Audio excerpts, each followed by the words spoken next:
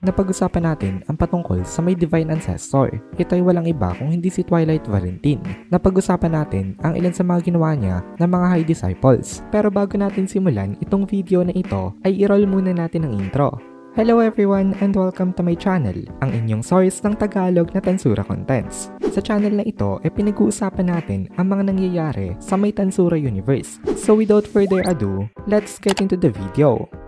Nagka-upload nga pala ng solo leveling contents ang Anime Fan Narrations na owned rin ng Anime Kohai. So kung interested kayong manood ng mga contents ng solo leveling, ay pwede nyong i-check yung link sa my description. So itong si Elmesha nga ang nag-establish ng talyon. Kahit na ang nanay niya naman na si Sylvia ang high disciple nitong si Twilight. Sabi nitong si Ruminas ay hindi daw siya nakikialam sa may talyon. Pero tinulungan niya daw ito nung una. Ang talyon daw ay more than 2,000 years old na. Kaya napakatanda na rin pala talaga nitong si Elmesha. Lalo naman itong si Ruminas kasi isa nga siyang disciple, pero hindi lahat ng mga disciples ay buhay pa hanggang ngayon.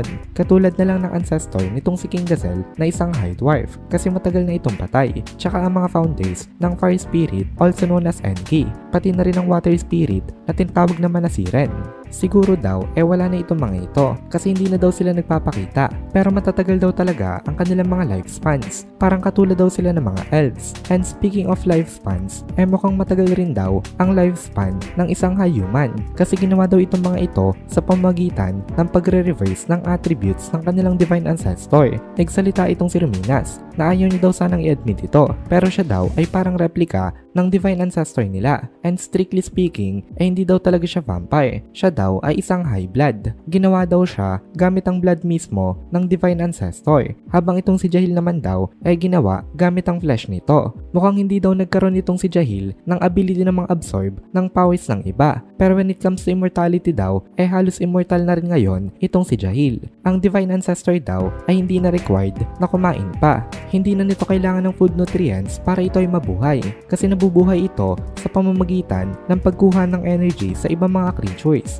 Wala daw itong kahit na anong weakness at ito daw ang embodiment of mortality. Gumawa daw ito ng dalawang replika ng kanyang sarili. Ang una daw ang mga high human race. Itong mga ito daw nagre-reign tuwing umaga at ang mga high vampires naman daw ang nagre-reign tuwing gabi. So ganito daw ang naging sistema dati. Yung mga high humans daw na nagre-reign tuwing umaga nagre-rely sa plants na nagpuproduce ng energy. In addition to that, nai-enjoy din nila ang mga animals dahil ang mga animals kumakain din ng plants na kasama nila. Ito ang kanilang pinaka-source of energy. Basically, plants and animals. Itong mga high humans daw ang nasa pinakataas ng kanilang food chain. In other words, kasama pa rin sila sa may food chain na ito. Kaya ang ibig sabihin nun, required pa rin silang kumain. Otherwise, hindi sila mabubuhay. Basically, hindi sila immortal. And hindi rin exempted itong si Jahil dito. Ang average lifespan daw ng isang normal na person na nakatira sa isang urban area around 70 years old lamang. Ito daw kapag walang kahit na anong magical means na gagamitin para ma-increase ang kanilang lifespan. Nagde-develop rin naman daw sila ng mga medicine. Pero ang role lang daw talaga nito ang pagalingin sila sa mga sakit nila. Hindi ito nagpapahaba ng kanilang existence. Mas maikli pa daw ang lifespan ng isang human na nakatira sa isang rural area kasi itong mga ito daw malapit palagi sa may forest na puno ng mga monsters. Normal humans pa lang itong pinag-uusapan natin. Ngayon pag-usapan naman natin ang average lifespan ng isang high human. Ang mga high humans daw nabubuhay for several hundreds of years, nearly 1,000. Katulad daw ang lifespan nito halos ng mga long-aged na elves. Ang strength daw ng high human higit na mas malakas compared to a regular human lamang kasi ang mga high humans daw merong mataas na resistance when it comes to magic use at kaya nilang easily na i-utilize ito. So, meron na sila dito malaking advantage. Pero again, hindi pa rin sila immortal. Hindi pa rin nila mapipigilan ang pagkatapos ng kanilang mga lifespans. Kaya gumawa daw ng paraan itong si Jahil para i-solve ang problema na ito. Nag-devise daw itong si Jahil ng isang method para ma-extend ng indefinitely ang kanyang sariling existence. Ito daw ay tinawag ni Jahil na secret art of spiritualization. Mahirap daw kasi na ma-maintain ang three elements na bumubuo sa human, which are the material body, spiritual body, at astral body. So nakapag-decide itong si Jahil na i-transform ang kanyang sarili into a spiritual life form. Kinailangan niyang i-give up ang kanyang material body. Meron nga lang downside dito.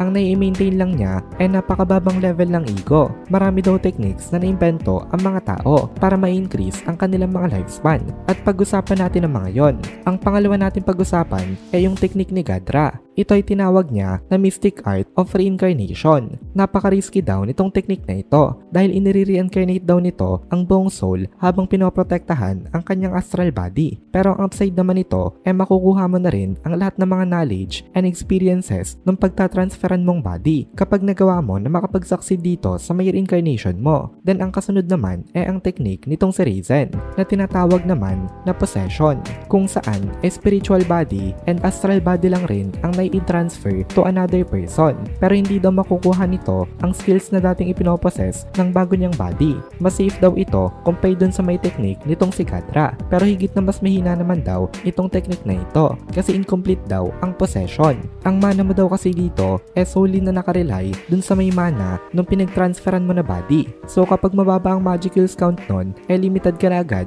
pagdating sa may mana. Ngayon, i-compare naman natin kay Jahil ang technique nilang dalawa. Ang secret art of spiritualization daw ni Jahil pwede na daw ma-consider na perfect na technique kasi itong si Jahil daw mismo naging spiritual life form ng dahil dito. Dahil daw doon, safely and reliably ni Jahil na nai-inherit ang lahat ng knowledge, experiences at authority ng kanyang panibagong body. Pero compared dun sa may dalawa, kailangan nito ng preparation, matagal na preparation. Hindi agad pwede ni Jahil na i-take over ang napili niyang body. Nagtatake ito ng time. Nung una daw, mga blood relatives ni Jahil ang kanyang kinukuhaan ng katawan. Basically, parang ninanakawan niya ng buhay itong mga ito. Kaya nagagawa niya na maging isang immortal.